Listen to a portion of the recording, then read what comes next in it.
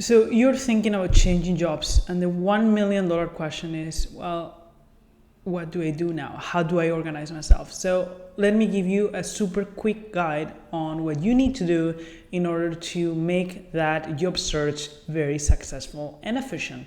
So the number one thing is, obviously, I don't know if you're gonna quit your current job or not. If you're just like super burned out and you can actually afford maybe being without a job for a few months, maybe you decide to quit now, or you just stay where you are and you just make the time to find a different job.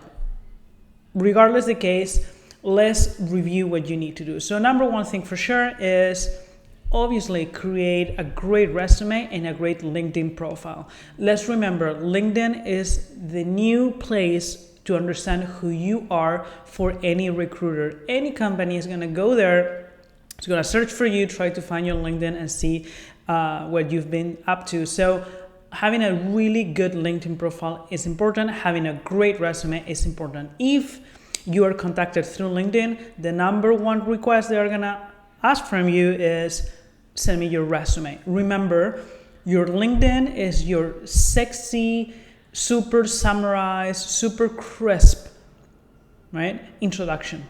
It's like the trailer of the movie, right? And then your resume is the entire movie. So on LinkedIn, you don't need to write up an entire Bible on what you've done, where your career is and whatnot. You just need to make sure you have all your past roles and current roles currently listed, and you have a very short summary of what you do and key achievements. And make sure that you utilize the About You section. That section is key on LinkedIn. That is probably the most interesting section in the entire profile. So make sure that you leverage that space and you explain who you are and you offer a super nice, sexy, professional summary of your career and your skill set. And on your resume, then is when you splurge a little bit more.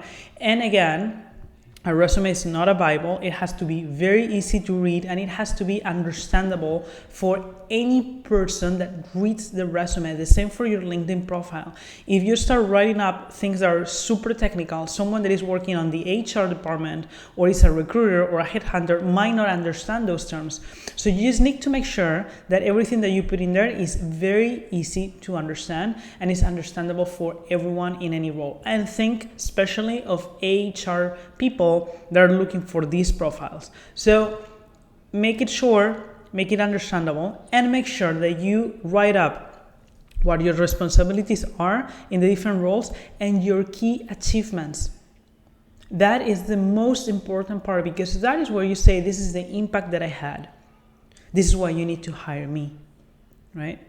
And something that I always recommend, make sure that you have your base resume, but make sure also that you change it depending on the person that is going to receive it. So for example, if within your area of expertise there are 2 or 3 roles that you could perform and that are of interest for you, make sure that you customize your resume to make it relevant for each of those roles.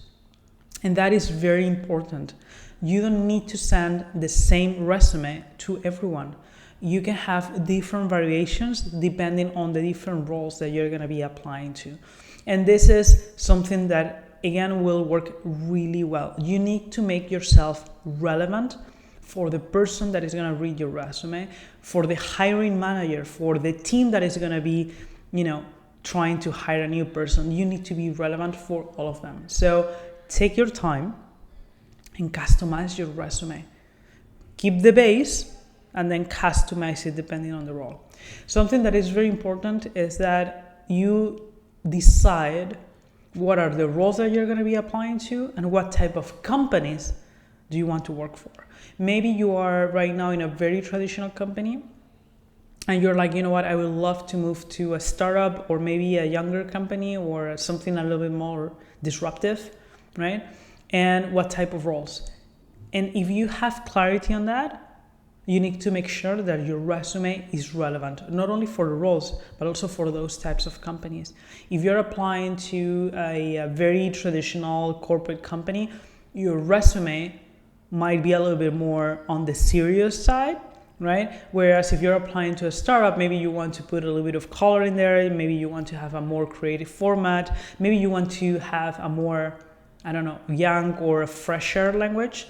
So just make sure that you customize it to your audience, but have clarity of what your audience is and who your audience is, right? The type of company that you want to apply it to and the type of role, and create a resume and a LinkedIn profile that is relevant for that audience. Once you have that, it's time for you to start applying to the different jobs. However, if you haven't been into an interview for a long time, if this is the first time you're searching for a job in some time, don't risk it. So what you can do is to, first of all, find jobs that are a good fit for you, but you're not particularly interested in them. For example, maybe they are in a city that you're not interested in, or the company you're not interested in, but you would be a good fit for those roles. Apply to them first. Go through the interview process so you practice. And you practice, with a company or for a role that is not of true interest, so you're gonna be a little bit more relaxed. But you practice, how it is to tell your story. The type of questions you see, the type of questions that you get asked. And you just practice a little bit, you get feedback. Once you've done that a couple of times, then apply to the jobs that you really, really want. So you've had a little bit of practice before. And also, in order to prepare for an interview, make sure that actually you rehearse and that you think of several questions ahead of time. There are questions that we all get, like, for example, give me or tell me what are your biggest accomplishments or things that you're most proud of in your career. Just give me a summary of your professional career. How do you say that in just a couple of minutes, right? Because, it's not about talking for 30 minutes. Typically, interviews are gonna be short and sharp. So you need to do the same. So practice to tell your story in just a couple of minutes, making sure that you highlight what you truly want to highlight. Practice answering questions like, why do you want to change jobs? What is it that you don't like about your current job? Why is this role a good fit for you? Right? Make sure that you practice those questions ahead, because it's very likely that you will get them. So why would you risk not being prepared? Right?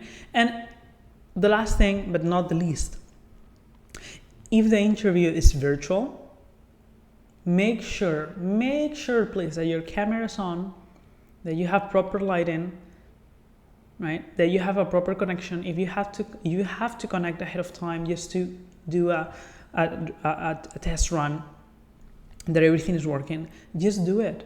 But make sure that all those things are working for you, because if not, honestly, you're gonna give a really, really bad first impression, and definitely you don't wanna do that. If the interview is in person, obviously make sure that you're there on time. And also this goes both ways, in present or in face-to-face or a virtual interview. Make sure that you look professional. Again, that doesn't mean that you need to wear a suit. It means that you're looking just fine, and fine for the occasion and fine for the type of company you're applying to. And that is very important. The company and the role, that is very important. If you are connected virtually, don't wear your pajamas. I know that this sounds like common sense, but I interview a lot of people from my company and I've seen it all. So if I'm telling you this, it's because I've seen it. And it's absolutely ridiculous, but it still happens. So just make sure that, you just look fine.